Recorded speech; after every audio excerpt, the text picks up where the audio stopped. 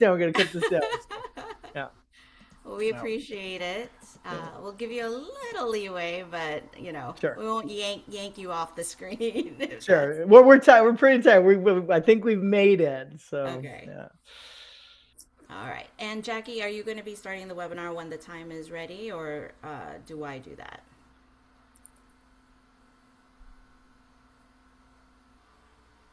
Oh, you're on mute. Okay. Yeah. Yeah, we're going live in about 20 seconds. Okay.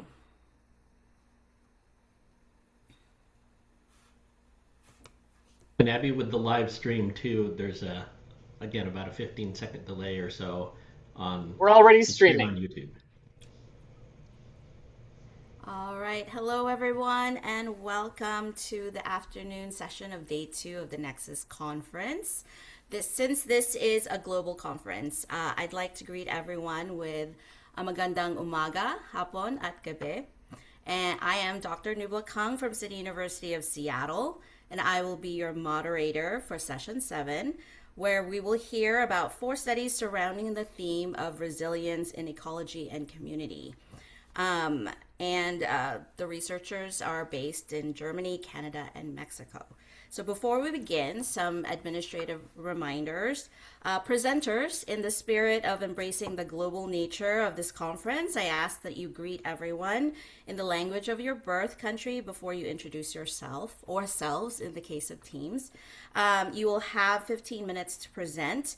I'll have a timer set up on my screen to help you with your pace, and if you need any special assistance with your PowerPoints, etc., we have Ms. Gao to help you here. At the end of all the presentations, we will have a 30-minute or I don't know the time exactly, but we'll have a Q&A session. And if anyone has questions they'd like to ask of any of our presenters, please post them in chat. And if you are a guest, you can post them in the Q&A section. I'll monitor the chat and the Q&A and then read them when the time is appropriate. So without further ado, let's begin. Dr. Gondalaker, please share your PowerPoint. The study is entitled Deploying the Water Energy Food Ecosystems, or WEFE, Nexus Approach to Operationalize Resource Recovery for Regenerative Metropolitan Regions. And you may begin when you are ready. Thank you very much, Abby and Dr. Linda, for inviting me. I'm very pleased to be here. I was born in the US, so unfortunately my birth language is just English. But I can say Guten Tag, vielen Dank für die Einladung in German as well, which is where I live, Germany. So I'm from the chair of Urban Water Systems Engineering at the School of Engineering and Design at the Technical University of Munich in Germany. So I'm going to talk about what we understand as the Nexus approach. So the whole conference is titled Nexus, so it's a great fit for explaining what we understand under the water, energy, food ecosystems Nexus approach. So basically the Nexus approach as we understand it was coined in 2011 by the Stockholm Environment Institute. Now, up to that point, researchers have been using complexity theory and like systems approach or metabolism approach to try and address complex issues. And the Nexus approach acknowledges them, but also says that we as humans cannot deal with complexity by trying to tackle the whole thing. We need to break it down into manageable set of problems. So the Nexus approach posits that it takes a lot of energy to supply water, a lot of water to supply energy, and a lot of water and energy to supply food. So that's why if we plan these crucial sectors in conjunction, it can help us address resource inefficiencies. So it's like a simplified systems approach. And why is this approach interesting for us at the moment? So the world is facing urgent, complex challenges that we're all well aware of: climate change, water security, biodiversity loss. And cities are key drivers of greenhouse gas emissions. So it's really important to think about urban emissions and how to curb them. But we're also facing energy and food security issues. We have increasing armed conflicts, also migration, and these are increasingly linked to climate change impacts. And we also understand that these challenges are interlinked. So these are not standalone issues. They're all linked together. For example, climate change is inducing drought in some regions that is causing a lack of water security and also impacting food security, for example, and that is leading to migration. So we can easily see that these are not standalone challenges. Therefore, we need an integrated approach to address them in a holistic manner. And we also understand that conventional solutions that just look inside of one discipline or inside of one silo are prone to failure. And we cannot solve a complex challenge like this from a single discipline. We need an interdisciplinary approach and also talk to a range of different stakeholders. So even a transdisciplinary approach, bringing in different types of stakeholders into devising solutions is needed. And with that, we can address the United Nations Sustainable Development Goals and their integrated character. So the Nexus approach is like an opportunity for catalyzing climate change mitigation and adaptation measures and speeding up climate action, thereby enhancing resilience. To sum this up quickly, the Nexus approach has been, as I said, around since 2011, and a huge amount of research is being done under this label. But when we look at the state of the art in detail, we see 6 different camps in the picture on the right. And here we realize that actually, even though we just said that cities are really key drivers of greenhouse gas emissions, and we need to look at them, and the Nexus approach is a big opportunity, actually, a very small amount of research in the Nexus approach is being done in the urban context. So there's still a huge research gap there that can be addressed. A lot of research work in the Nexus approach has been done at big spatial scales with big data that tends to produce abstract results that are difficult to translate into actionable solutions or into policy recommendations. So there's definitely a lot that can still be done in terms of cities. And if we look at how the Nexus approach has been implemented in practice, we see that there are very few cities that have managed to take an integrated approach to date. So on the right, we see 2 examples, Belo Horizonte in Brazil and Rajkot in India, that have managed to take an integrated approach, even though they haven't called it Nexus. But in the first case, they used food security as a catalyzer, and in Rajkot, they used the greenhouse gas emissions protocol as a catalyzer for taking an approach that tries to link water, energy, and food security together.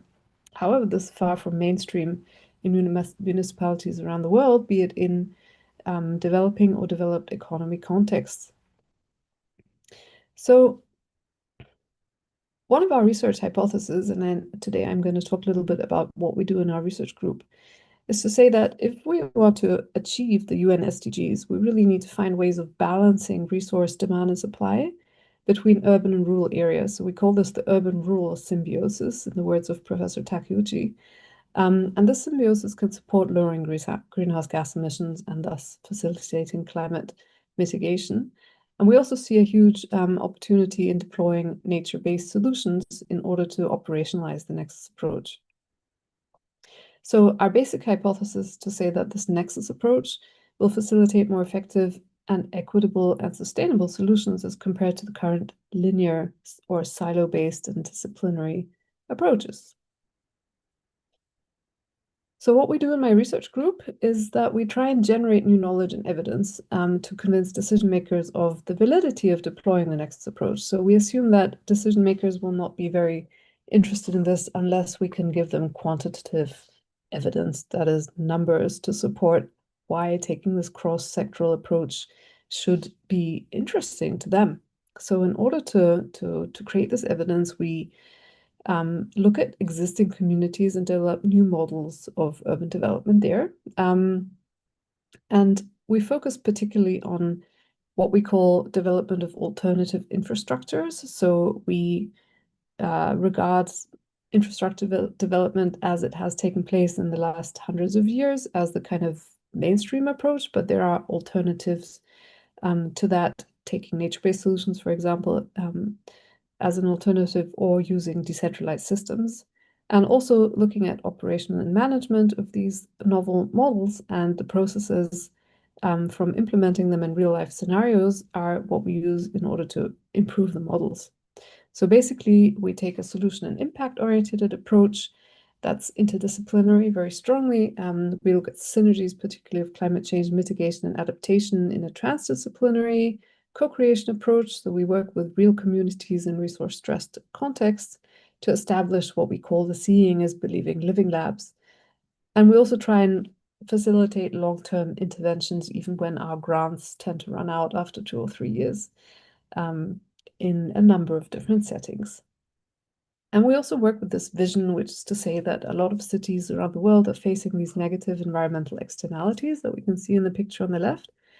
But we try and think of these not as a problem or an issue, but rather an opportunity. This is a huge amount of waste, but at a second glance, what we see here is water that could be recycled given the right technology, and also organic, inorganic waste streams that could be recycled in order to capture energy, inherent energy, and also nutrients. And if we look at the picture on the right, this is an example of a technology that could become a viable business idea if we manage to get the right scale, the right economy of scale balance going. So in order to operationalize this Nexus approach, we have to work across 4 different dimensions. So the first dimension is to integrate different strategic sectors. This is the cross-sectoral water, energy, food, ecosystems Nexus approach that I already talked about. But then we also need to integrate different actors and stakeholders in order to make that work. And we also need to think across different spatial scales. So this is the urban-rural symbiosis, that we need to take interventions at local scales, but then understand what scaling up those interventions to a range of communities within a resource basin or a river basin, what that would imply. And then we also have to look at different governance levels in order to be able to facilitate the implementation of solutions through policy analysis and recommendations. So here are some examples that I'm going to zoom through because I'm sure I'm taking too much time already. One of our projects is looking at a town in the Indian Himalaya called Leh, where a huge influx of tourists put a lot of stress on the already limited water resources and polluted the groundwater with hotels and guest houses that were not managing their wastewater properly. So here we recommended that the Nexus approach could facilitate a more sustainable and resilient development of infrastructure for the following reasons. So this is the town Leh, and we can see that it's in a very water scarce kind of desert, semi-arid setting, except for in this valley, which is being fed by glacial meltwater. And the local government is trying to plan a centralized sewage system in order to deal with the wastewater by pumping a lot more water from the Indus, putting more solar energy in place. But this is going to use almost as much water as we use in Munich, which is a water-rich region. When, as a Nexus alternative, we could think about using less water, in order to flush smaller decentralized systems, which would enable us to recover water, for example, to water plants, vegetables in the vicinity of a group of hotels and guest houses. These smaller treatment plants for the water could be run by solar energy, and this could be also used to support agricultural cropping, so food security, and also groundwater recharge. So this is beginning to show how water, energy, and food can be linked in the real setting. So we try to develop some evidence for why this should be interesting to decision makers, and the solution that we proposed was to work in a neighborhood scale with a cluster of hotels and guest houses, and we calculated how much water they were using, how much wastewater they would produce, and we proposed a constructed wetland technology, which is a nature-based solution that doesn't need any energy in order to treat water from gray water, so from kitchens and bathrooms, but not from toilets. And we calculated how much of field area could be irrigated, how many crops could be grown with that, how much methane could be recovered from wastewater, and also how much organic fertilizer that could procure. And we also managed to demonstrate that that solution would in total have less greenhouse gas emissions than implementing a centralized sewage system. We did a similar exercise in Munich as well, because Munich has a very old sewage system that has to be renovated, and that's very expensive. And we also managed to show that taking a Nexus approach could potentially be a way of conserving water resources and supplying energy at local level. Okay, and we showed this to the city and they were very interested. And we have this project in Niger where we also try to demonstrate the same Nexus approach. In this case, we're showcasing that if we manage to store rainwater in the aquifer, we can bring up the groundwater level, thereby saving energy and also regenerating the local landscape so that the soil, the regenerated soils, can be a better carbon sink. And we've come as far as to say that if we look at the water, applying the water energy food nexus in this way, it can show us that climate change adaptation and mitigation are almost like two sides of the same coin. So if we look at them in an integrated way, we can improve climate resilience in a much more targeted manner. So this is our current project, Trans-Sahara, which you can also see in my background, where we're trying to roll out this Nexus approach across a range of different African countries. I just want to mention that TUM, Technical University of Munich, also has a dedicated water, energy, food, ecosystems Nexus field of specialization in the environmental engineering master's program, which is very unique the world over. We've been teaching a lecture course since 5 years with more than 100 students interested per year.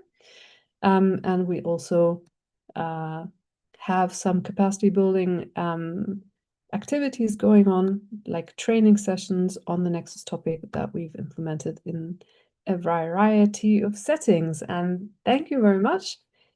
Sorry if I talk too much, and thank you for your attention. Thank you, Dr. Gond.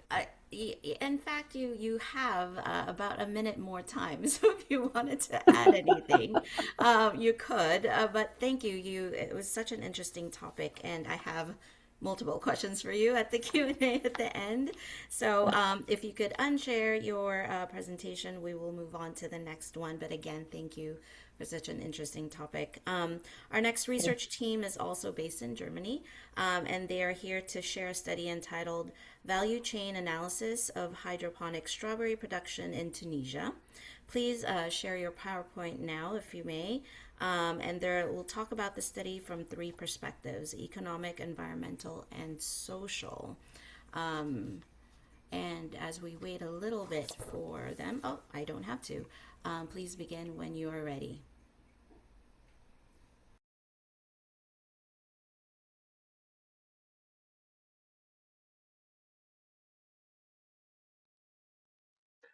Dr. Vera, you need to share your computer sound if you're playing a pre-recorded presentation.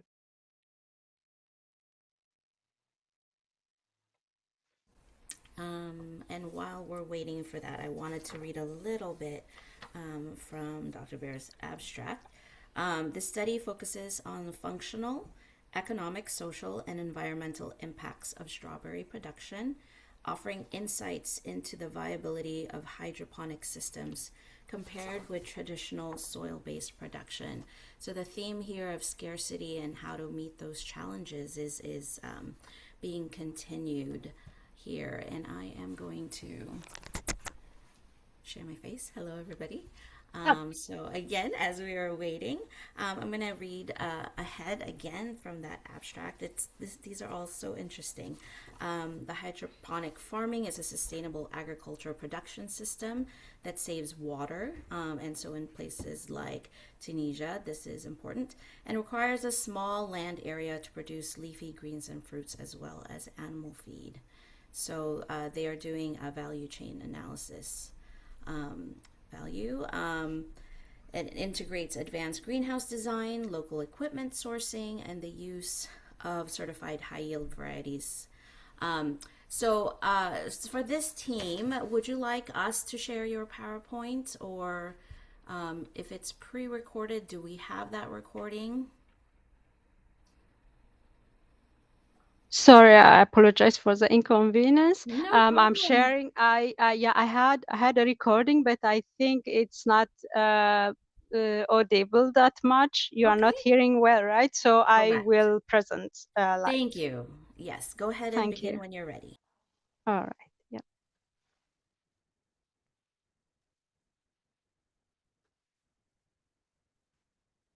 Hello, everyone. I am Wubnash from the Bundeswehr University Munich, Germany. My presentation focuses on value chain analysis of hydroponic strawberry production in Tunisia, assessing mainly the economic and environmental performance.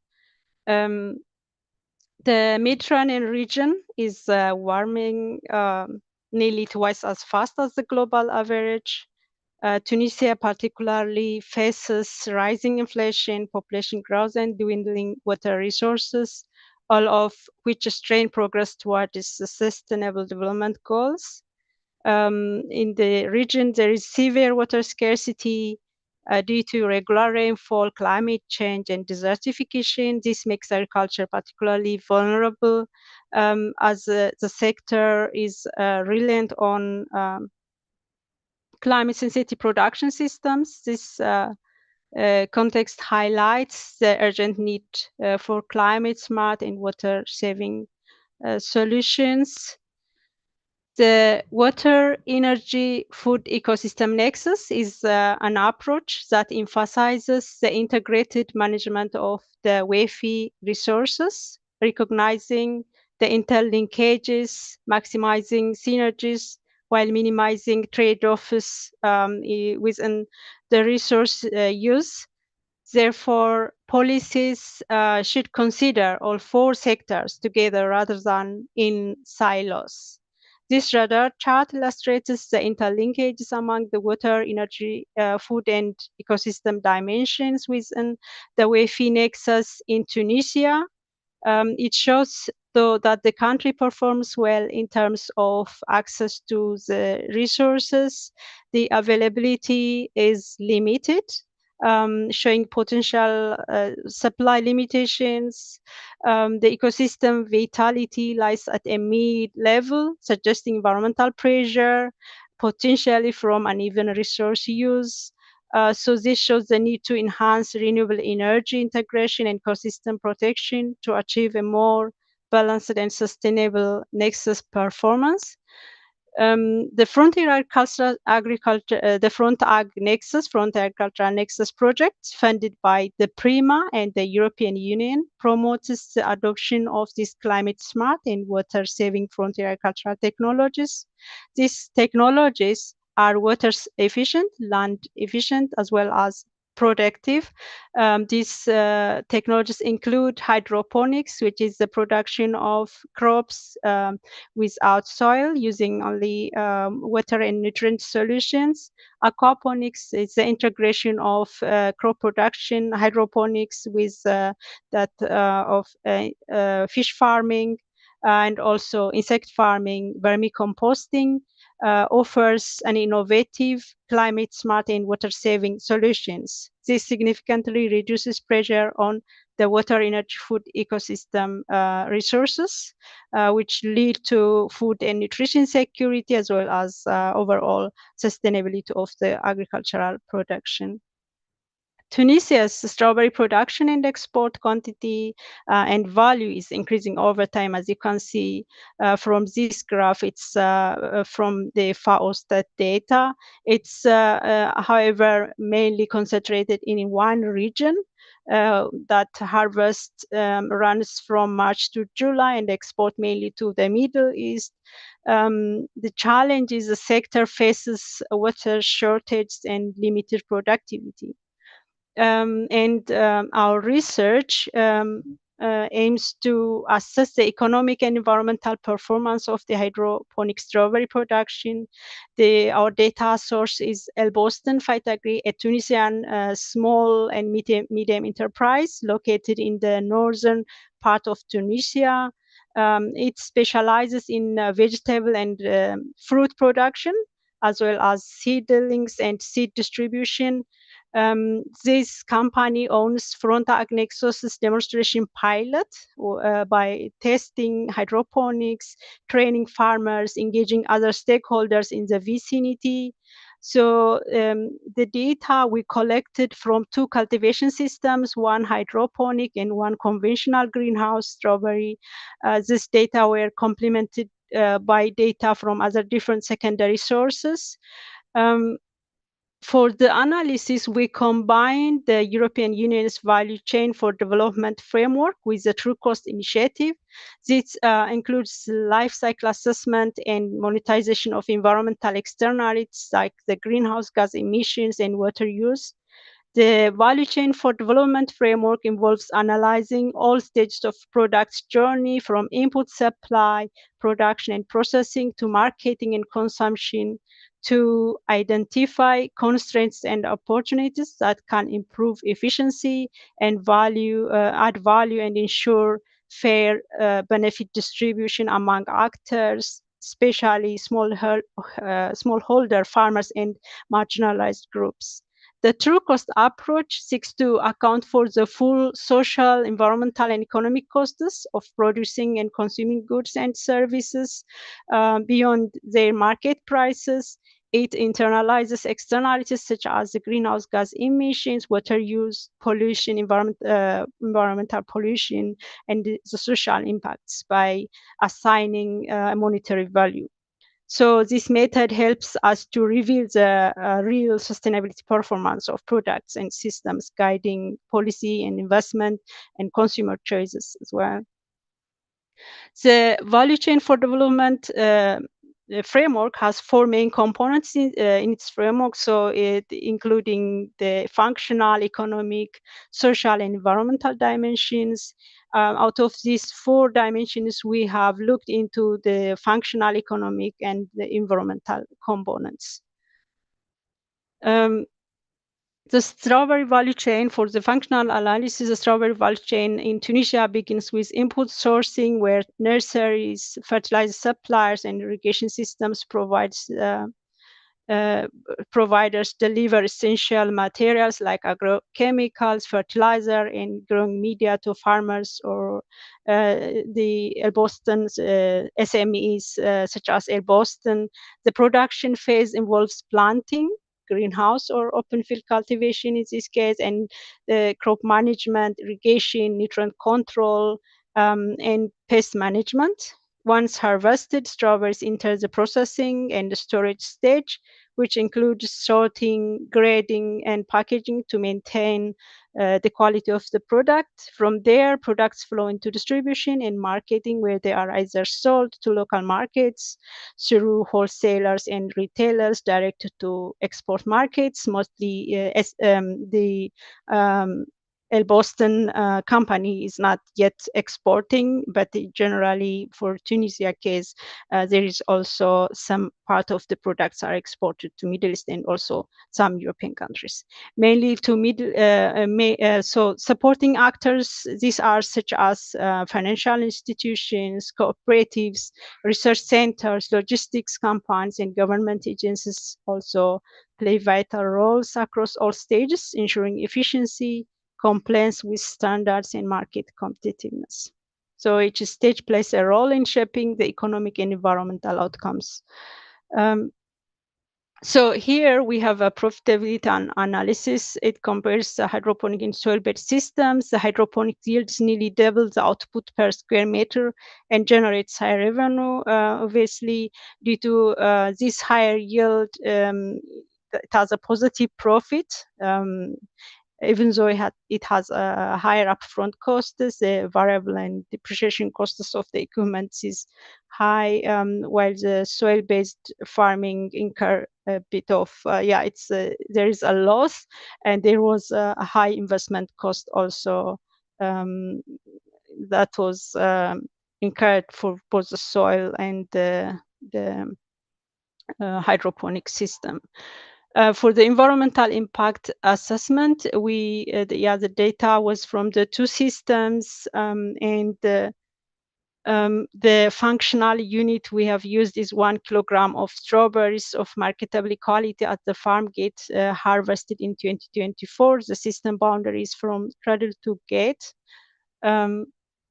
So these are the Cool Farm tool results. This is a tool which is one of the agricultural sustainability assessment tools we employed. It was not designed to assess hydroponics, but we were able to adjust for the soil system and compare the two systems. In this case, hydroponics, because of higher yield, it has good environmental performance compared to the soil system in this case as well. It shows, but still there is high emission because of high energy use, and for the hydroponic system and for the soil system, the main contributor for the emission was fertilizer application.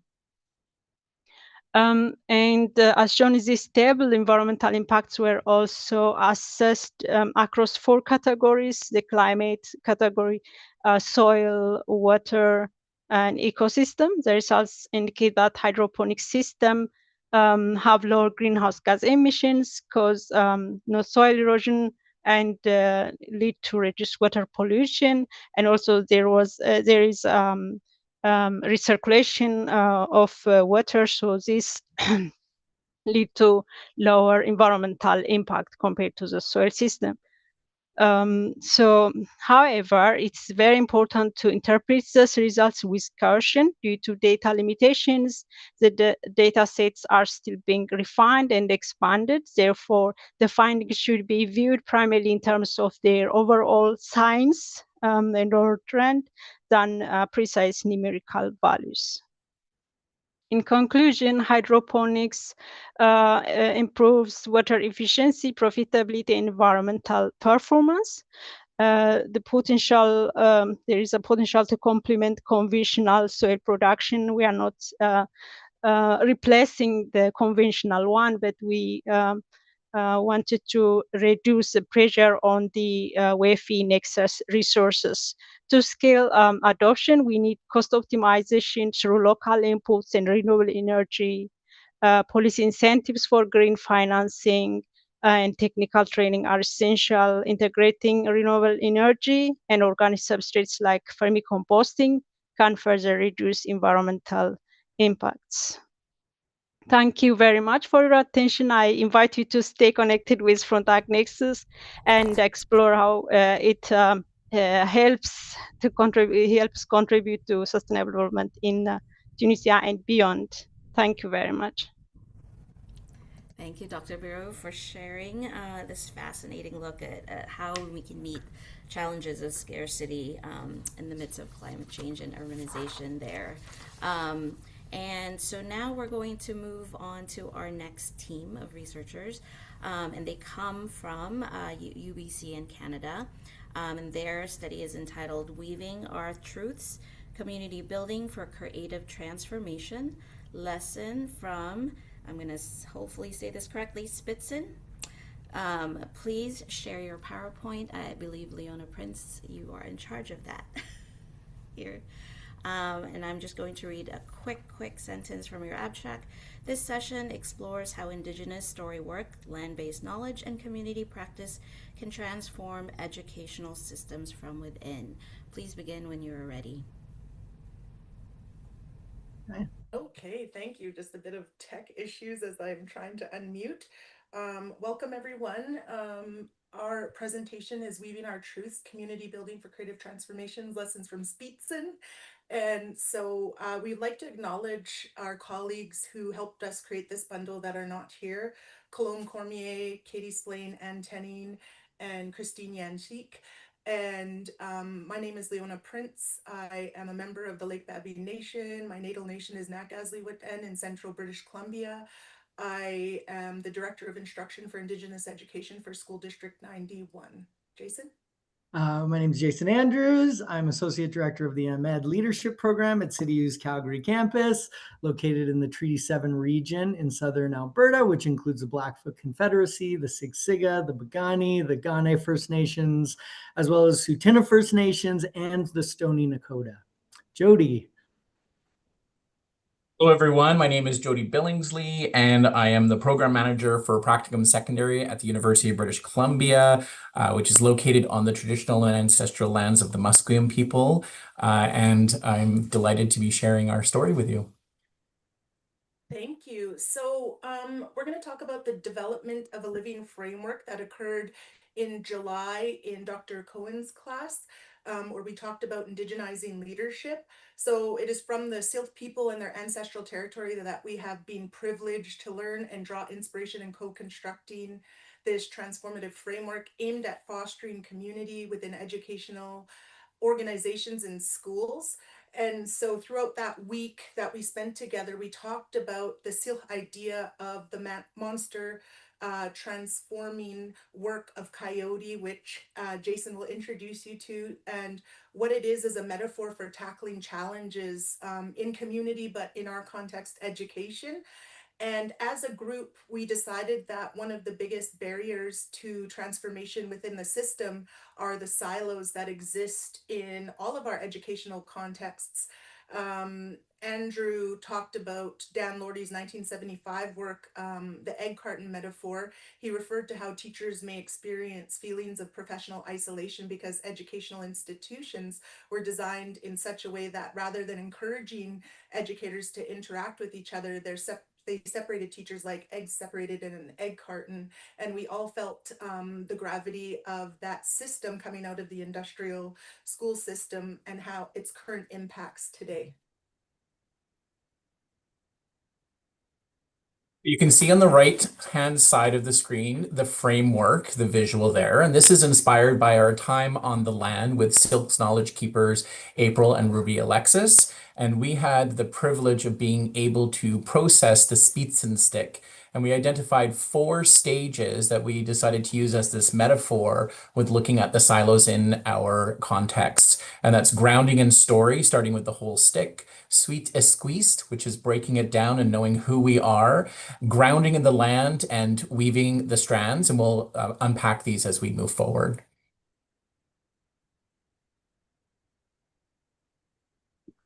So the first part of the framework you saw there was grounding in story, always starting in the place of story. And for Indigenous communities such as the Syilx people, using storytelling is used quite often for learning. And Aaron Derrickson notes that narrative communication can support evidence-based decisions in specific cultural contexts. And so in building this framework, we started with Derrickson's version of how Coyote got his name, referencing Jeanette Armstrong's view that Coyote's experience prompts listeners to reflect on their own choices. So in the story, the Great Spirit gives Coyote his name as well as the power to destroy monsters and aid future people, showing that everyone has purpose, even those who make mistakes. And our instructor at the time, Dr. Bill Cohen, describes these Chaptique stories as a shared learning process where we engage with Syilx stories and use the gift of monster transforming powers responsibly. And this concept of monster transforming powers is what inspired us to identify those monsters we aimed to transform in our work. Okay, so stage 1, as Jody said, the Spitzenstick, the whole stick in the framework, symbolizes grounding ourselves in stories. So we begin this process from a place of wholeness and learn to listen deeply so that we can see the broader picture. In the story that Jason referenced, there's a part at the end that speaks to humility, learning, transformation, and leadership. The Great Spirit watched Coyote go. He knew how Coyote was. He knew that Coyote would not do a perfect job. He knew Coyote would make mistakes and there would still be some hardships and sores for the people to be. However, it was very important that everything on this earth be given a purpose. And if you think about leadership and purpose, I often think that Coyote represents humans with us not doing a perfect job, and we will make mistakes and we know that, but we have the tools to overcome. Joanne Archibald, in this idea of deep listening, as my own people have an oral history, and so it requires deep listening. Joanne Archibald, a respected Indigenous scholar, captures the heart of this approach when she writes, "Stories take on their own life and become teachers," highlighting the living relational nature of Indigenous knowledge, a knowledge that invites deep listening, respect, and reciprocal responsibility. As Archibald emphasizes, Indigenous story work is educating the heart, mind, body, and spirit, underscoring the holistic path through which we come to understand ourselves and our communities. Stage one, which is going from the whole stick and really looking at how we ground ourselves in the story. We move to stage two with situating identity, and that's breaking open the speech and stick. So looking within our somatic selves and really thinking about how who we are as people who show up in our spaces. And we worked through an activity during this class called Sweet Esquist, which in Silk means who is your name? And that was a chance for us to be able to talk about our ancestors, our kinships, who we are bringing with us in the room, and really sharing the collective skills and knowledge and values, honoring our matriarchs and really bringing forth how we're going to work together and really looking at that diversity and similarities and connections to begin building that community that we are needing to really tackle that monster.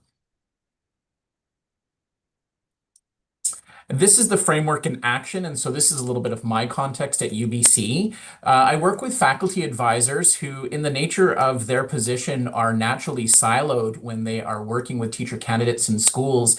And it was noted that the faculty advisors didn't really connect with one another because they were always away from one another, even though they were grouped as a community. And so part of bringing this framework was to develop how do we connect more so we can leverage the skills and the expertise in the room so that we're better able to help our teacher candidates in the field. And in the center of our Speetsen framework here, you can see a young Speetsen plant, and that is representing the children. And so that is our bigger picture. And then finally, I want to just talk about the importance of localizing. So to avoid being pan-Indigenous, it's important to make sure you're thinking about your local nation.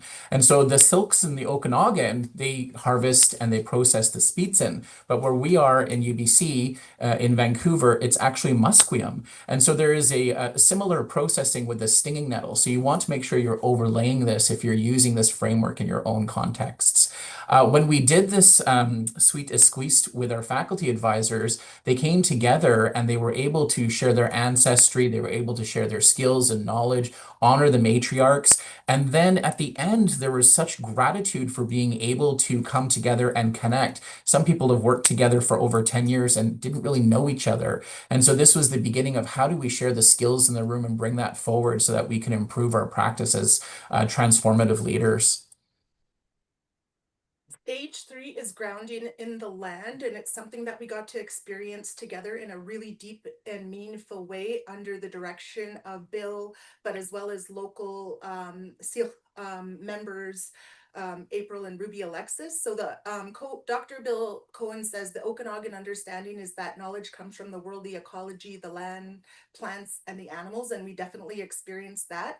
So in this stage, as you see that the Speetsen stick and the fibers get further broken down, as the Speetsen fibers are revealed and work continues to peel back the bits of bark, the fibers are rolled to help remove the loose bits and prepare the fibers for weaving. This act of preparation creates connections between the collection of the fibers from the interior of the plant and the smoothing of the fibers so that they can be used efficiently as possible. So this part of the process mirrors our need for connections with the land and our requirement to know the place where things come from, and then how they are to be used before we can fully appreciate the intended purpose. Sometimes in our leadership, our connection to the land can be sometimes overlooked, but in Indigenous cultures and my culture specifically, the Dakef culture, because I can only speak from my perspective, to know the land is to know yourself, because the land, the language, and the people are synonymous with each other.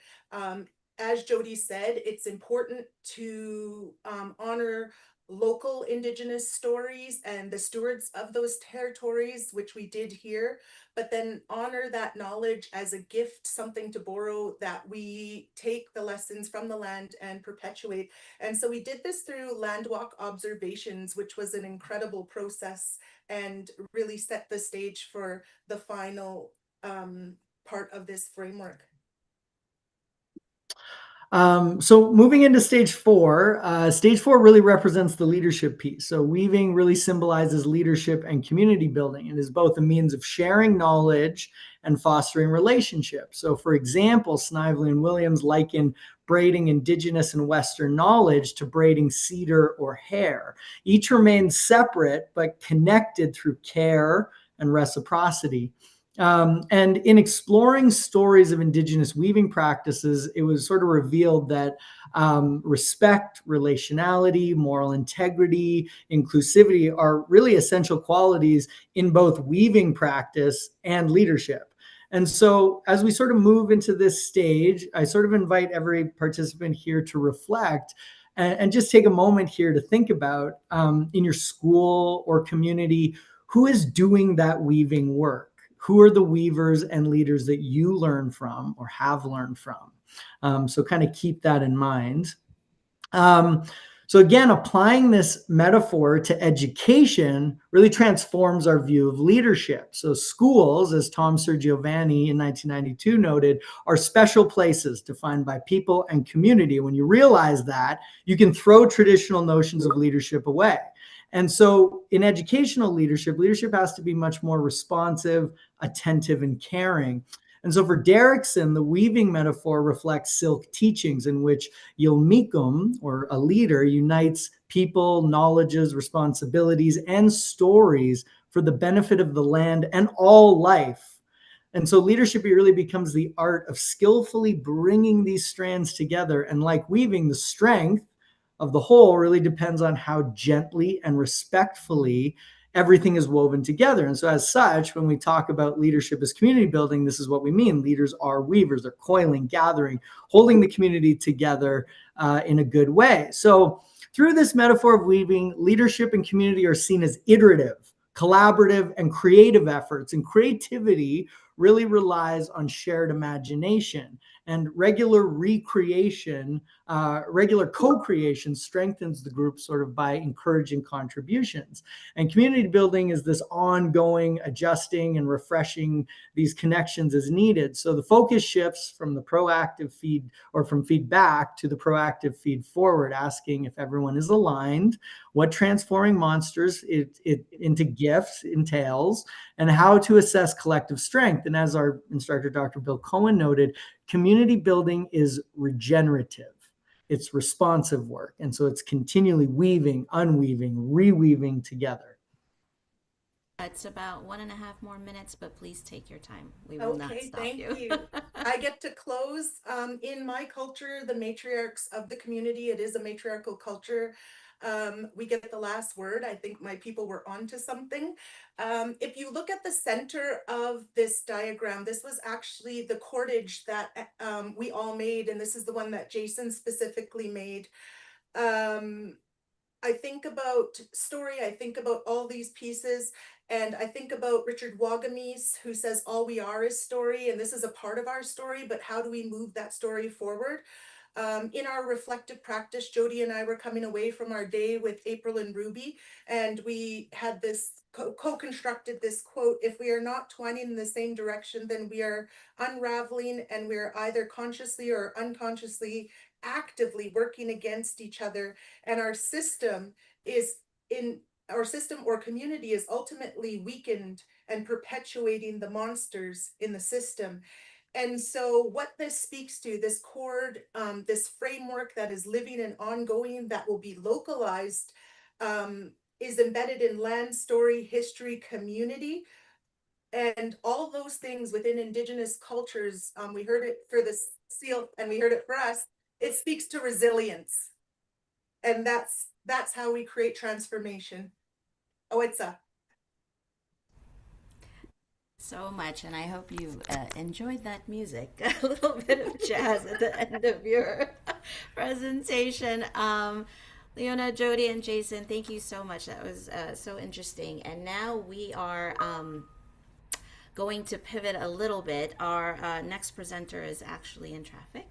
And so I think we're going to start our Q&A section a little bit early, and if we can find a video or somehow get him here, he can present in person. But otherwise, what I'd really like to do now is to do our Q&A. And I loved how it seems like different topics, and yet the first two definitely with the Nexus, but Leona mentioned something about silos, and I just thought the Nexus approach also is about being anti-silo, like connecting together. So in that way, all of you wove together sort of that thread. And we have a question here from Dr. Domingo. So I'm going to let him take the floor and ask his question now. Thanks, Dr. Dublakung, and thank you all for your presentations. I am thrilled that collaboration, weaving, leadership are all, themes in these presentations throughout, because those are subjects that I love. I have questions for all the presenters, but in the interest of time and deferring to others, I will just start and perhaps come around later with Dr. Gondhalekar. I'm sorry I mispronounced your name, but thank you for bringing the Nexus approach to collaboration. While I'm not familiar in those spaces of ecologies and water conservation in social science, the term of collective impact is very analogous to that, where it's integrative and multi-sector and multiple actors. So my question is, in this approach that you've seen and shared, did you find certain actors were more receptive toward collaborating or took the lead? Because when you bring different actors together, there's always challenges. Getting people to play in the sandbox is always the challenge. So were there certain industries, actors, spaces that happened to be, let's approach this more collectively, and some that still wanted to play in their kingdom, so to speak, but then ultimately came along? Thank you, Professor Domingo, for the great question. And it's a very good one, because we're still trying to figure that out, I think. We are targeting local governments, however, because we do assume that it has to be actors that have a capacity, at least in theory, for this interdisciplinary approach. And I think a lot of private players will not have that because they have a very specific business plan. But the local governments that we've encountered, while always interested, it's exactly their lack of capacities that they struggle with then to take an interdisciplinary approach. But we were interested to see that even rich cities like Munich are set up in a very disciplinary structure. So they have departments for water, energy, transport, you name it, but those departments often don't talk to each other. So back to your question, I think the biggest potential is in the local governments to help them or empower them to fulfill their mandates using Nexus approach. But also for them, it's a big challenge to use a Nexus approach. And that capacity building is something that we're also trying to do. Could I ask just one more follow-up question, Dr. Dublakung, because this is apropos. In collective impact, there's principles of success that help toward that, and one of them is having a backbone actor that is really the one that collaborates, and I'm thinking of our presenters from BC, that weaves the wisdom together from all these different actors. Were there actors or entities that played that role of a backbone that made sure everybody's on track? Definitely. I'm really glad you raised that, because I was going to say that, then I forgot. In the cities that I showed that have successfully managed to take an integrative approach, it's been the mayors that have driven that and enabled it. And it's because they managed to get reelected a lot of times. So in Växjö in Sweden, for example, but also Belo Horizonte, there was a mayor in place who managed to get reelected by making himself popular. Oops, I can hear my echo. Sorry about that. Through these policies, and then managed to put in place a plan that takes a lot longer to implement than the regular urban planning plan. So a lot of urban planning plans fail because they take too long to implement, unless there's a strong leader or a champion who stays in place. But it's rare because, yeah, politics fluctuates a lot. Absolutely, thank you. And it's whether he or she is elected, I think that's leadership is key. So thank you for that response. Thank you. Thank you, Dr. Domingo. We have a question from the attendees, and I see that Dr. Carrillo and Dr. Linder have raised their hands for questions as well. So we're going to go in that order now, but let me read the one at the Q&A. How can the lessons, and this is for Jason, Leona, and Jody, how can the lessons from Spitzen help communities translate creative transformation into lasting systemic change? Oh, that's a good question. Jody, Leona, I don't know if you want to do it because you've actually sort of started utilizing the framework. Well, I can talk a little bit about how the framework is a living framework. So the idea is that you're always going back to it. It's iterative. There's novel ideas that come. And so the lasting systemic change is when the community comes together to share their fibers and really their knowledges, the diverse knowledges that are in the community, regardless of where they're coming from within our spaces, so that when we're sharing our knowledges and ideas and that creative notions of how to solve issues or tackle those monsters in our system, that we're using everybody's ideas to sort of chord towards a common goal. So if the common goal is to create community, then we're always going back and looking at how are we using this as a protocol when we're working together and weaving forward. And I just keep going back to that quote that Leona shared when we were driving back from that day. And really, we were talking about how to be a transformative leader, if you are not all going in that sort of same direction or honoring the diversity in your group, then how can you help make creative transformation? I don't know if that's possible. And then you're reinforcing traditional ways of leading that may not necessarily be for the betterment of the community when you're coming together. Leona or Jason, did you want to add anything to that? I'll let Leona. Anything you want to add? Ultimately, it's the way in which we learned is what will create longevity.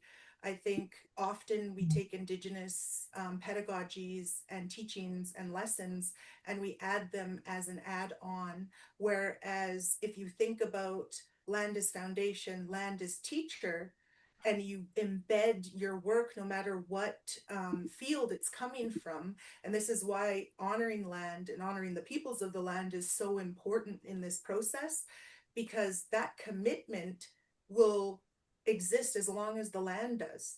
And so if you think about longevity, that's what you're committing to when you see things from that Indigenous perspective. And that's how you ensure that it's sustainable and there's continuity. Jason? Yeah, I wanted to sort of speak to like in terms of lasting change, because I think when we say the notion of lasting change, we think of something sort of cemented, like, okay, it's stabilized, it stays. But I think that was something sort of Bill really talked about when he talked about the regenerative nature of communities, which that was the first time I'd heard that word used with the notion of community building and leadership, was this notion that it cycles, it regenerates itself. So I think that's sort of the way that it becomes like a systemic change is it's again this. It's the notion that it's iterative. It's not actually cemented. Like, okay, we've made the change, we've done it, it's lasting. It's like it's a constant revisiting and going, oh, okay, that weave is out. Okay, we're coming back, and always checking in.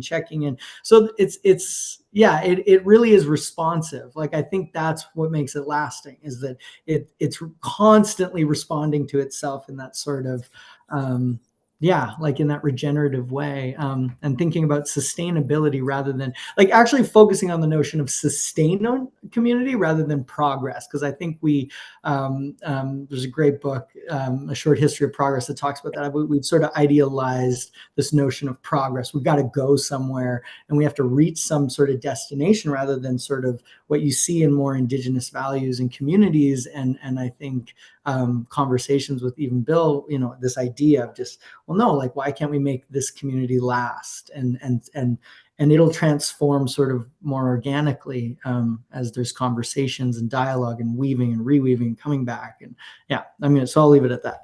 Yeah, okay. Thank you so much. I love this team. They're like lobbing the balls at each other. It's like, you're next and you're next. All right, well, then let me throw that ball over to Dr. Carrillo for your question. Okay, thank you. I have questions for all three for all the three presentations. Let me start off with the last group because I have an interest in indigenous knowledges and decolonization. Your theme of weaving is quite interesting. My question is, have you come across basketry as part of your work?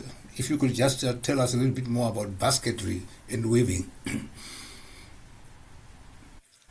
For myself, locally, because we think about locals, there are many different iterations across, even within BC, we have 204 distinct nations and a diversity of language groups, and it's very localized.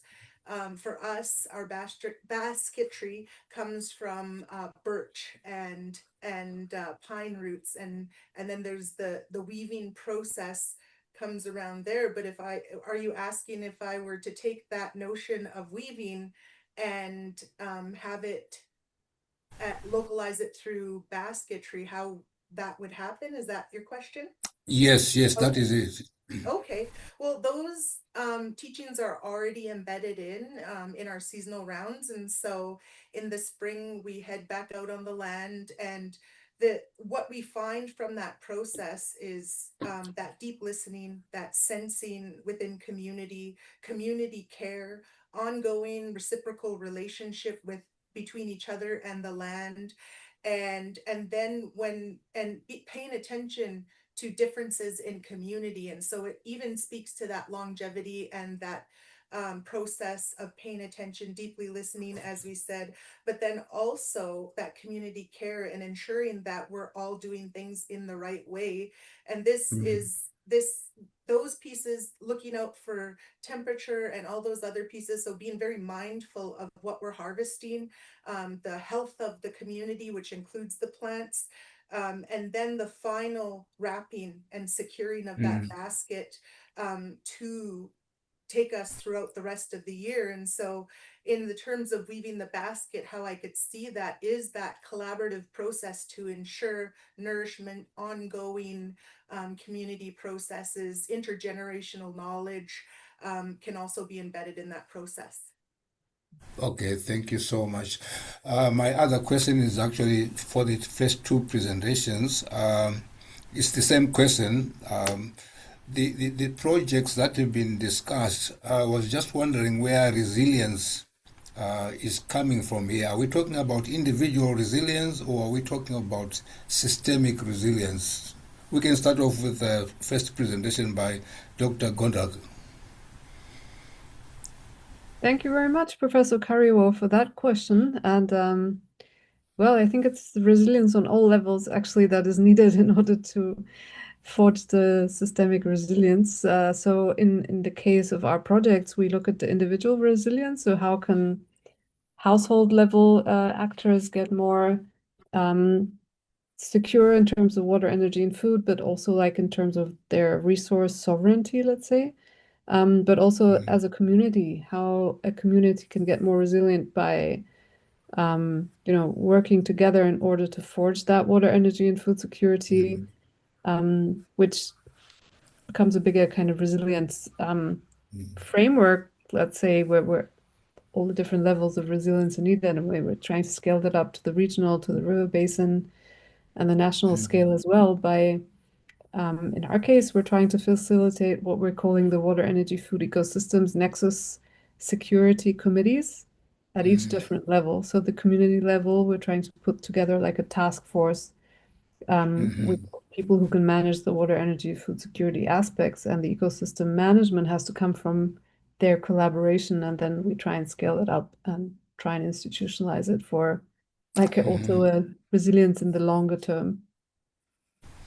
But Okay, it's not thank you so something that much. we really articulate in our work explicitly because we're environmental engineers and we don't have expertise to really give this, the Right. in-depth discussion that it needs. All right, right. Thank you. The same question to the second group, Wabanashe, Dr. Biru. Thank you for the question. I think my answer is going to also be the same. In this case, what we are trying to demonstrate is that it's a production under a controlled environment.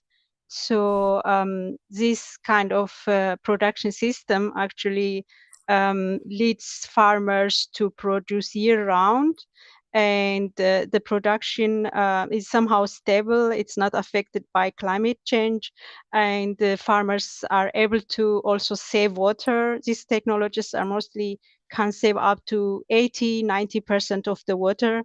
There is water circulation, so the farmers and also even marginalized groups, especially those areas that are crowded, can easily use this limited land for production of vegetables and fruits, so they can be self-sufficient.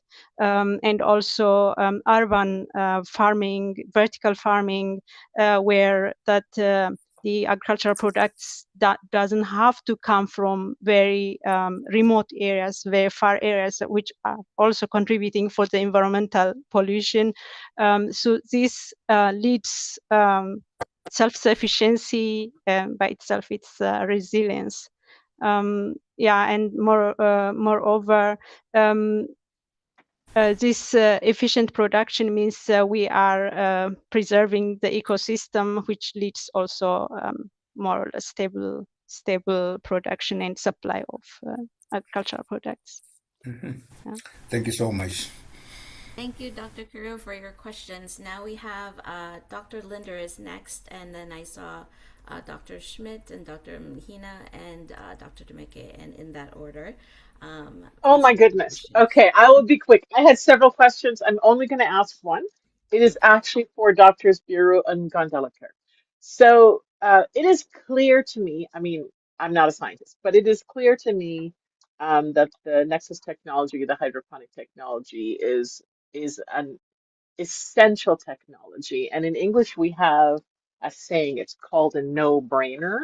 And a no-brainer is when the correct answer is so obvious, you don't even need a brain to know that. And yet it seems like to implement this technology in both the German context and the Tunisian context, there's just all of this advocacy that needs to happen and people who need to be convinced. So my question is why? Like, what is the primary reason that it is so difficult to implement such an obviously beneficial technology? Let's start with Dr. Bureau and then go to Dr. Gondeliker. Yeah, thank you for the question. The most, I mean, I think what we are doing now is this technology somehow needs technical expertise.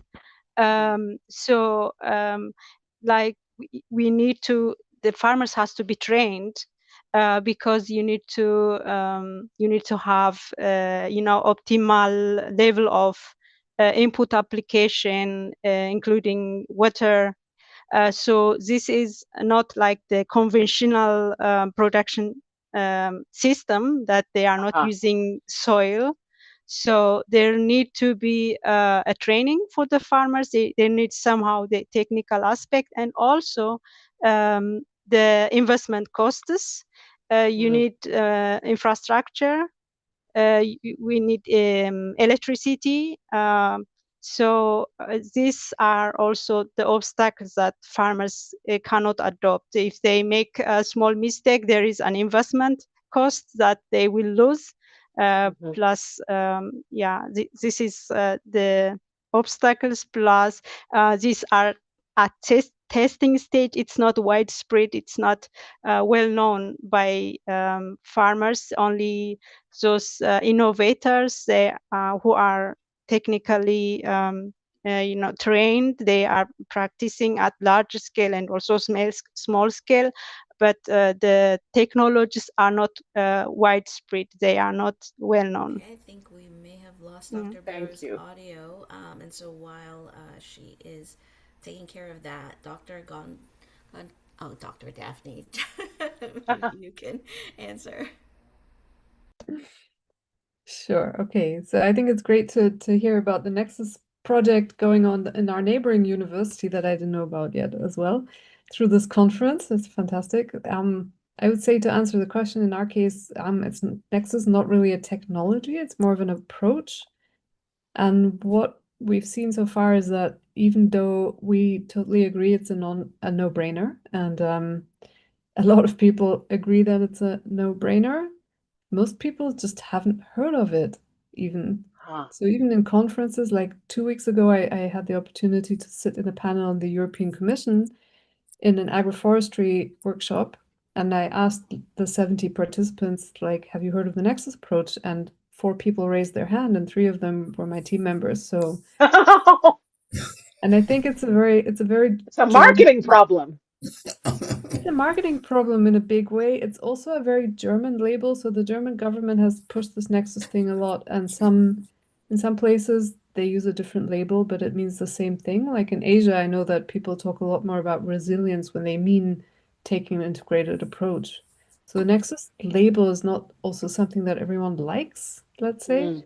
But Mhm. when it comes to being on the ground, I think the main problem is that decision-making structures don't have any processes in place in order to even talk about the Nexus approach. So when I showed some of my examples of where we've done the capacity building, one of them was a training session in Durban, for example, and the municipality invited actors from all the different departments, and there were 70 people in the room, or 80 people, and they invited some people from NGOs as well, and there were people from water, energy, all kinds of different areas of urban planning involved. And they all sat in the room, and they all knew each other already. They were like, "Hi, how are you? How are your kids? How's your wife?" kind of thing. But then they said, "We've never had a working session together. We know each other, but we've never talked about having, working together as a team and trying to transform the way we work." Mm. So I think it's a challenge on all kinds of different levels. Mhm. Mhm. Thank you for that. All right, Dr. Linda, are you going to keep your other question later for I'm later? gonna hold, move on. I know there's a Okay. queue. Sorry, I'm turning off my microphone. Oops. Okay, Dr. Schmidt, you're up. Great. Thanks so much. My question is for Jason, Leona, and Jody. So my curiosity is just related to the idea that weaving your truth and being able to have liftoff, if you will, for building a community and creating transformation and change. I'm thinking about the idea of the colonial structures of higher education right now. Now, many are looking at how can we decolonialize and how can we really start to look at creating a connection that is real and true to appreciate how can we be more present in learning for individuals in those areas. And so given the wonderful presentation that you've provided and the wisdom that you're sharing with us, I'm curious about how you see Indigenous ways of teaching and knowing and creating community and creating transformation might have a weaving directly into higher education in universities. Even in my case, we have a virtual university, in which case folks are not in the same room. And they are virtually, though, they're in Zoom. And so I'm curious about your thoughts and encouragement in ways that we can create that kind of a nexus and the connection going forward. So hoping to hear your thoughts.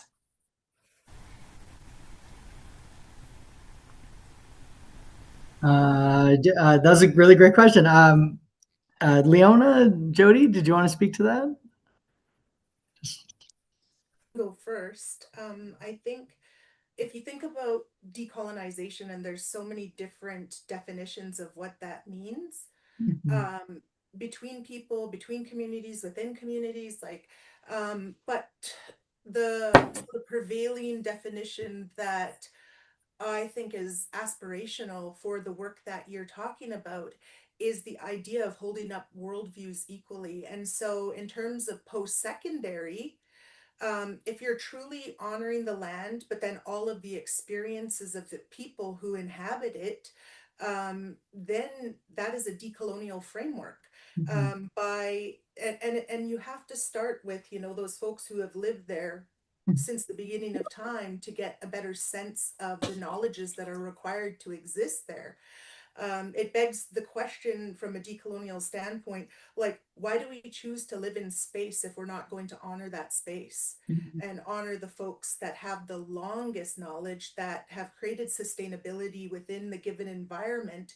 And how can we take those knowledges, the collective knowledges, whether you've been here, you're a newcomer and an immigrant to an area, or your people have been there since time immemorial, how do we uphold knowledges equitably and not equally, equitably? And how do we understand the voices and the histories and the ancestors of that place, but then also the folks that live amongst you within community? And I think what it does for us by embedding this work in Indigenous pedagogies that have, you know, go beyond the depth of the soil of the land right into the foundations. Like where I live, you know, my ancestors have existed there for at least 10,000 years.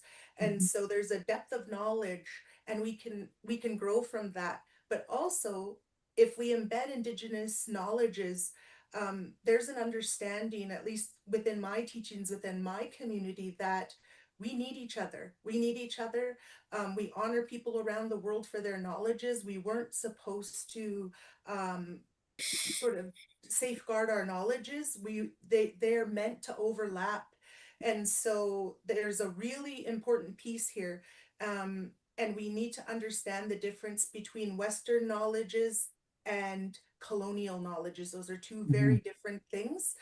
And so decolonization is about unlearning the sacredness of unlearning those things that no longer serve us, or they perpetuate harm. And so it's about upholding knowledges in space. And the only thing that is countering that work is the dissonance, when you know, the system that's been in place is asked to give up some of its power and make space for others. And so you'll see this resistance to that change. And it's because there's fear attached to that resistance. But if we you know, Indigenous societies are pluralistic, and we consider the many voices, they're pluralistic and polyphonic. And so if we consider all of the perspectives in our community, that to me is at the heart of decolonization. Jason? Yeah, I'm excited to speak to this. I would really love to speak to this. So this kind of goes to my current doctoral work and what I'm looking at, which is the neoliberalization of education and its impact, right? And I've been working a lot with Stephen J. Ball's work, who talks about neoliberalism as the slouching beast. And again, you know, that can be a term that I think can be synonymous for Western knowledges and systems.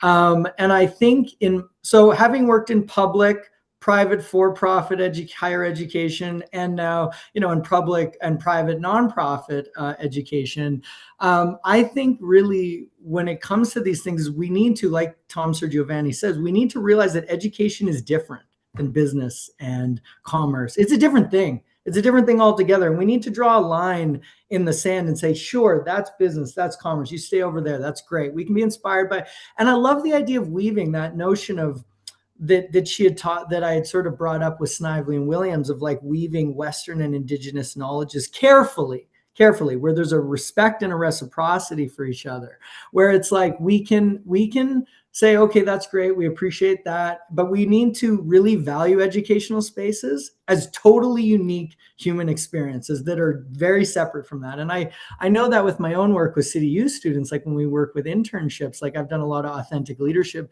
development exercises based on research with our students that they found quite powerful and moving, where they shared very deep life experiences, because that's it. It's not, And I noticed, like, even when I worked in private for-profit, right, it's so tied when we were working on program approvals with the advanced ministry. It's really labor market driven, and that's that neoliberalism, right? It's like, yeah, okay, give me the skills I need. This guy, I need a job.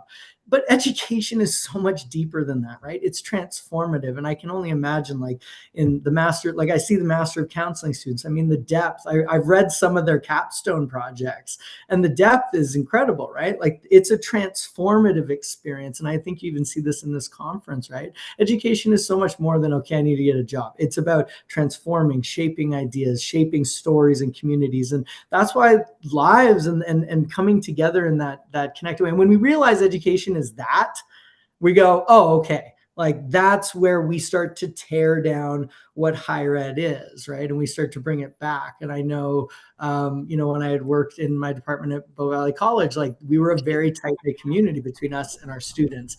Anyway, I'll hand it off. Jody, did you have anything to say there? Yeah, I was just thinking about Elder Albert Marshall's notion of two-eyed seeing, right? Really bringing in indigenous knowledges and Western knowledges, similar to what Leona was talking about. And part of our wider paper, taking a 36-page paper and paring it down to a 15-minute presentation was, pretty challenging, I'm sure, for everybody. But, we talked about how there are different activities that you could do to help sort of change that mindset, that neoliberal mindset, being a little bit more open to knowledges. One of them is really interrogating your implicit biases and really thinking about who is in your inner circle and how diverse is that inner circle. And really thinking about, if you're making decisions for other people in your leadership roles that's transformative, are you taking into consideration the intersectionalities that are entering our spaces? And if you're not taking into consideration the intersectionalities, then are you just doing a like me bias when you're making those kinds of decisions and not considering, as Dr. Brokenlegs talks about, the ancestral tale that we bring with us from our relatives and our kinship versus and also our personal narratives that we bring, where we put identities on ourselves and other people put identities on us. And are we really being mindful of that when we are shaping future leaders, when we're shaping future teachers, when we're holding them up to a standard that might be rooted in those, neoliberal mindsets that are, or colonial mindsets of whose idea of professionalism is this, or whose idea of a teacher is this? And then are we really thinking that we're breaking down silos when we might be upholding those entrenched systemic monsters without really interrogating them first? And so I think modeling it, embedding it, bringing it in as a scholar practitioner, I think those really are ways to help. Dr. Bly Frank who was a past dean at UBC as well, associate dean. He talked about infiltrating from within in the system and sort of like, planting those seeds to help move things forward. But I agree with both Jason and Leona. I think it's about really honoring the diverse knowledges so that you can get to that imaginative transformation so that you can do less harm. And I think really that what it's coming down to is doing less harm for people too. I so appreciate your responses, Jason, Leona, and Jody. That was very reinforcing and extremely affirming. So thank you all for your thoughtfulness. I appreciate it so much.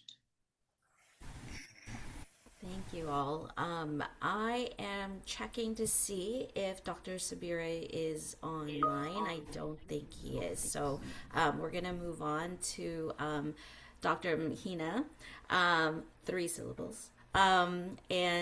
Please, thank you for your patience. Please ask your question now. Thank you. My question is related to the previous speaker, Dr. Renee Schmidt's question, and the responses are related to what I'm going to ask, but I'm still going to ask because the question that I want to know and understand is not really related to the situation of education. I'm looking at the wider society. So this idea of weaving and longevity and sustainability in your presentation of weaving the truth, I think is very strong. And it speaks to the collective strength of the people involved in terms of dealing with issues. And when I think about realities in indigenous population, I'm thinking about their way of being, their identity, and who they are. It's not something that comes maybe in adulthood or later through dialogue or going to school. This is something that has been built on for years, for generations. It's built up, learning from your ancestors, learning from each other, a collective strength to understand the world. And so it's the behavior, the actions, everything is guided by the tacit knowledge that people carry around them. They don't have to go to a book and look at the policy. It's in them. It's embedded in them. So when we talk about collaborativeness, we're talking about how we can work at the level of bringing others who might have a different knowledge system. That doesn't come from within. It comes through the forums like here. We're talking about it in schools, in books. In indigenous population, it's them. They have it all the time. When they sleep, when they laugh, when they eat, when they do everything, it's part of them. So when we want to address issues, say a social problem that is persistent in a community, and we believe that this collective strength could be a good strategy, I want to get your input, your thoughts about how the power of weaving and the indigenous knowledge system can be translated into a wider society to solve the problems that people encounter, because we know it's working. It's working in your populations. And it's working because you are relational. You have principles of reciprocity, respect that are inbuilt in the way of your being. So how can that, any thoughts on how can we translate the same strategy to the wider society in terms of addressing issues, social problems, or other issues that people encounter in the society? Thank you. I can start. It's an exciting question, and it relates to stage 3 about grounding in the land. And you're absolutely right. You're absolutely right. And I see this. I'm often asked within my capacity to explain things that I have been taught since birth and have inherited through my ancestral lines. And one thing, and I was in the car with Jody and his family, and something that we can all think about in regards to the land, because as part of our presentation, I said that the land, the people, and the language are synonymous. We are one and the same. And that's why we have such deep connection to land. And because it is a connection to ourselves ultimately. And so one thing I want to emphasize is the importance of understanding the teachings of language. That's where we can, because there's languages spoken throughout the world, and there's lessons embedded in those languages. And so when we talk about in terms of, many indigenous languages are endangered. And when we lose those languages, we will lose some of that knowledge, because not just the spoken language is shared in our philosophies and our pedagogies and our ways of knowing, being, and doing. And so when I was with Jody and his family, I'm in the midst of writing a book on land-based knowledges, because I see a system, because I work in K-12 education, where people go outdoors, but they don't have what you talked about as that deep sense of connection and knowledge that is just inherent in who we are as Indigenous people. And I told him, I gave him this example. I said, the English language is spoken from the human perspective, and it's obvious. And that's because we see ourselves as not as part of the land, but existing outside of it. We have severed that relationship. Whereas in my own language, Daketh, the word for the surface of the lake is ben, and it also means ceiling. And so my language considers not only the human perspective, but the perspective of every single living organism and non-living in that environment. So to answer your question in a really theoretical way, the answers are there. And one of the places that I implore people to look is the local languages of that land, no matter where you are in the world. Not in the English translations, but the spirit of that language will teach you so much about how those people view land, relationships, how their sustainability within, why it's so. And when I say we're a pluralistic society, I'm not just talking about the humans, I'm talking about every being within our space. Our society encompasses that, and our language encompasses that. And so when you talk about this weaving together, we weave together knowledge, and the just the usual metaphor is the braid, but what we braid together is people, land, and language. And that's the thing that gives us our resilience as Indigenous people and helps us perpetuate those teachings, that we all could benefit from if we get away from the English translation and go into the spirit of the languages of all the lands to learn inherently how our people see the world, no matter where you exist on Earth. I hope that answers your question. I've been thinking about this a lot. Thank you for the question. Thank you. I have something to add to that answer. Yeah, or sorry, I don't know. Yeah, I'm just trying to. Yeah, I just wanted to add to that. Leona said so much that I connected to, and again, I'm going to speak from sort of coming from a colonial ancestry background, so I have to sort of talk. So she talked about that notion of being severed. Our relationship is severed from the land, and this sort of focus on people, land, and language. And so to get to the question there, I'm going to I really am just going to share my experience and like a story that I thought really connects a lot of what you're talking about. Which is when I took this course, when we were in this course together with Dr. Bill Cohen, there was a lot that I learned. Like I came in with a sense of humility. And I realized how severed I was from the land around me. And I was walking, I had this classmate named Jesse, and Jesse was wonderful. He's a beautiful, when he speaks Silk, it's beautiful. It's quite lovely. And I walked with him when we were doing the plant.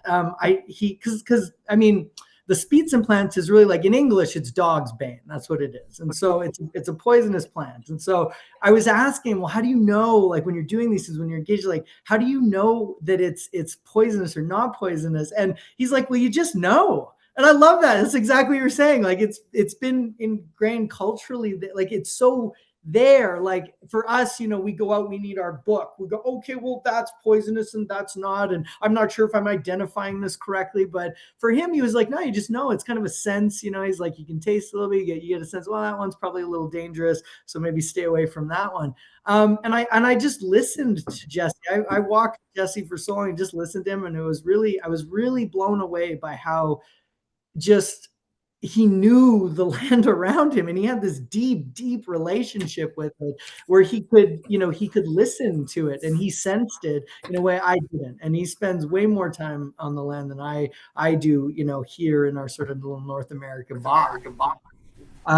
So that was something I think was really important. And something else I think that's important is when we look at things like education, again, approaching communities that have these deep knowledges with a sense of humility and realizing that we don't know everything. And I think something that really blew me away with my classmates, and this goes to Leona's notion of people, land, and languages. Some of my classmates had taught in this Silk school, where it's all in the Silk language, like they're bringing and they're revitalizing the language. And I think what I was blown away by was that these educators, because in our world in K-12 and here, there's this AI, everyone's talking about AI, which I think is a great exemplar of neoliberalism and this kind of like Silicon Valley telling us what we need to do and how it's going to be and what we have to chase. And if we don't, sorry.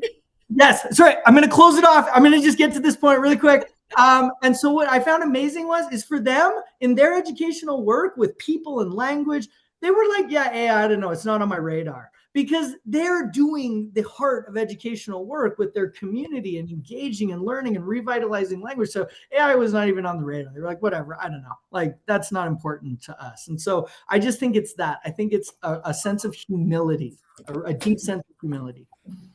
Okay, thank you so much. I love the passion. And I am also a tangential conversationalist, so I totally get it. I think Dr. Demeke and Dr. Carrillo had a question for Dr. Biru, who is, I believe, no longer here. But just to pivot a little bit, I wanted to ask Dr. Gondlacker, a question a little. It's related to what Dr. Linder had asked you about the no-brainer thing, but what I specifically wanted to ask is, your answer had to do with maybe poor marketing. Not everybody knows about the Nexus approach, etc. But it seems like such a whatever your project was, in fact, including using wastewater as sort of an under-leveraged resource, right? For sustainability and meeting on challenges. When you are approaching cities and governments or whoever you need to approach to kind of put together something like this, are they asking about the cost of infrastructure, and is that one of sort of the barriers that you're seeing? I need to unmute, sorry. Thank you for that great question. Definitely the cost of infrastructure is a barrier, but it's because these alternative systems are not very well documented yet in terms of costs. So the centralized sewage system is an example that exists in so many cities. It's a proven technology, and so there's a lot of evidence that if you implement that, it'll get rid of your problems, whereas these decentralized nature-based solution systems, they don't exist in that scale yet. So when we started working in India, for example, and they said, well, can you show us which other cities have done that? And we couldn't give any examples. So that's why we're working with these, we call them living labs for want of a better terminology, but these kind of community scale interventions to try and create those examples so that others can see and believe. Yeah, I mean, I saw that slide about India, and so that graphic that you had, was that an actual living lab that you had implemented, the sort of decentralized sewer or whatever it was? So we haven't implemented that in terms of infrastructure. Okay. But we have done some capacity building. We've done all kinds of work in that one town since 2012. So we had an awareness campaign. We made a documentary. It was on TV. We had all kinds of workshops.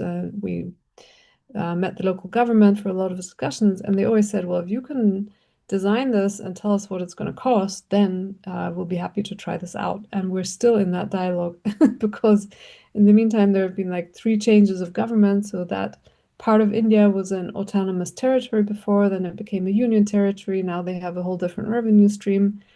And just 2 years ago, they called us back and said, so what about that centralized system? Because now they started building the centralized sewage system and it's not working. And it cost them a lot of money. So they were like, what about this thing that you mentioned? Can you design it for us now? And we try and find funding to pilot it and to test how it would work there. And now we're kind of trying to find funding and trying to figure out how we can keep going in this one location. It's a very long process. Yeah. And you had mentioned that Germany, it's fairly well known in Germany. That's where you're studying all of this. Rather than even going outside to different countries, is it sort of implemented a lot in Germany, across Germany? So that's also a really great question. So when I said it's very well known in Germany, I meant the theory or the academic circles, let's say. And in Europe also, I think the Nexus approach is relatively well known, but in practice, also in Germany, it's not implemented explicitly in urban planning, let's say. I don't know about other areas, but in terms of what cities are doing, in Germany, cities are appointing climate change adaptation and mitigation managers. So they're lucky they have like funding for one of them. Some have two, like Munich. But that still doesn't mean that they're in a position to take an integrated approach from the way that the administration of the city is set up. Okay, thank you. Yeah, I mean it's so fascinating, and I love reading the abstract. So I'm looking forward to reading more papers from your end. And we are going to wrap up this session by Dr. Demeke's last question of the day, and then we're going to end the Q&A. Dr. Demeke. It's very interesting, the idea of weaving the West and the Eastern traditions, and the ontological understandings of how to live with nature are very, very different. You know, the forefathers of the neoliberalism, probably the social individual and ontology of Descartes, or Sir Francis Bacon's writings on exerting man's power and putting nature on a rack to examine and torture her so that we could have the relief of man's estate, in his famous words, is very much contrasts with what I found to be the idea of stasis in, for example, the work of Wade Davis, the anthropologist Wade Davis, and also I'm familiar with the book of The Short History of Progress, Ronald Wright, as such a contrast between the two, that do you think that there is any rapprochement between the two? That is there anything that can be weaved together? People talk about degrowth economy and no growth economy. Does that have any traction in bringing the two traditions together? Who is to take that question? I can take it first. And it's just because I'm deeply embedded in this work right now, in this idea of bringing our knowledges together. And I think the approach, because even though we have those forefathers of neoliberalism, as you said, at one point, if you look throughout the history of the world, and one of the most foremost Indigenous language revitalization gurus of the world is Dr. Lorna Williams. And she said this piece, and it sat with me and has resonated in my mind. And she said, when you translate Indigenous languages, you're not translating words, you're translating worlds. And I think if you think about folks, there has been this purposeful disconnection made between people and the land and people and each other. And so in Canada, through our reconciliatory efforts, we often talk about people to people reconciliation. And in something I wrote, I said, how else would you be able to commit the horrors that have been committed throughout our collective history if you were in relationship with each other? And so we need to look at first our relationships and reestablishing those and understanding who we are and how we show up in the world. Dr. Lorna Williams also said she was in Paris for the Decade of Indigenous Languages event, and she talked to folks there. And I think we need to, as a world, understand our disconnection to land locally, our own personal disconnection to land. That's how everything has been able to persist. It's why we fight so much to maintain the land as it is. But at the same time, my own people also understand the need for commerce and for our societies to also be dynamic in that way. So how do we look at sustainable responsibility in that? And so the first thing that needs to happen in order for us to move forward and to protect what we still have globally is for people to connect back to space, and that may take generations upon generations. And if you look at the history of the world, locally, our most recent experience of colonization has been the colonization of my people. These towns have only existed for 150 years, and that's very young in terms of world history. But if you look at other folks and their experiences of colonization, and even go back, Dr. Gabor Mate was in Scotland, and he told the people, well, you have the dynamics of wrestling, not only being colonized, but acting as colonizer for other people. And that must be something you wrestle with, those two aspects of your history. And so how do you get back to those ancestral knowledges that connect you to the land? And that's what I'm hypothesizing it will take, is that we understand the knowledges, the histories, and the languages of the lands that we descend from, and reconnect there. That will be our saving grace, because just as the inherent knowledge that was brought up, we inherently have this relationship to land that cannot be severed. And when it is severed, there are reparations within our own forms of governance for those who would be unjust and go against our role as stewards of our territories. Does that answer your question? Yes, it does. Thank you very much. Thank you. And I think a final word from Jason on this. Okay, I'll keep it short. I just want to reference someone who's been sort of a big inspiration for me, is the work of, she's a professor of education at the University of Victoria, Vanessa Machado de Oliveira, and her book, Hospicing Modernity. And I think that's kind of a beautiful analogy that she uses for what I think you're getting at. Is she talks about this notion, and modernity, she means all those things, Western knowledge, neoliberalism, like all these patterns. And she talks about this notion of like hospicing it, like letting it fade respectfully and with a sense of dignity. And so she says that exactly what Leona says, that it's take a long time. It's like years, and these patterns will just slowly go. But there's this kind of letting it pass, letting it go. And what I love about Vanessa Machado, what she talks about is she talks about this notion of imagination. Like, we have to imagine something wildly different, and we forget that we built these systems. Like, these systems came from our imagination. We have to imagine something completely new. And I've had this many times where someone says, like, yeah, but that's the way it is. And I go, yeah, but who thought of that being that's the way it is? Like, you have to go and you have to imagine something absolutely wildly different. Like, and she uses this analogy of an olive tree as the structure. She says we need to throw the tree out entirely and say it's not a tree any longer. It's something entirely different. And so that's what I think it is. It's a work of imagination and a long, long process of that hospicing. I love that. Thank you so much. And Jody, you raised your hand exactly.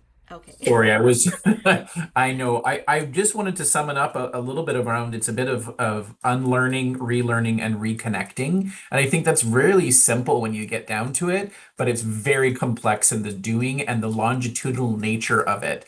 And so it's only been in these practices, and only in the last, I would say, 10 years for myself, that I've really made a promise to look at decolonizing and look at how do I connect back to the land. And one of the activities that we did during this class with Dr. Bill Cohen was really paying tribute to the matriarchs in our lives as well, and really going back in time about what are the lessons that we learned from our ancestors and how do we bring that forward. And part of that, when you start reflecting on it, even for myself I found it very hard to do, because it was never part of my growing up to really even pay respect to ancestry. And so it's just important to reflect on that so that you can reconnect and move forward and connect back to the land and bring those lessons into the now, so that you're able to move forward. Yes, and I think from what Jason had said about just throwing the entire tree away, I believe that Dr. Daphne really resonated with that, with the WEFE or WEFE Nexus approach here. So we are actually going to end this session here. Thank you so much for such a rich and deep discussion on resilience and ecology and community. It was over an hour. I loved it. It was great. We're now going to take a little bit of a break. Our next session is about resilience in the context of social welfare. So we will see you here in half an hour.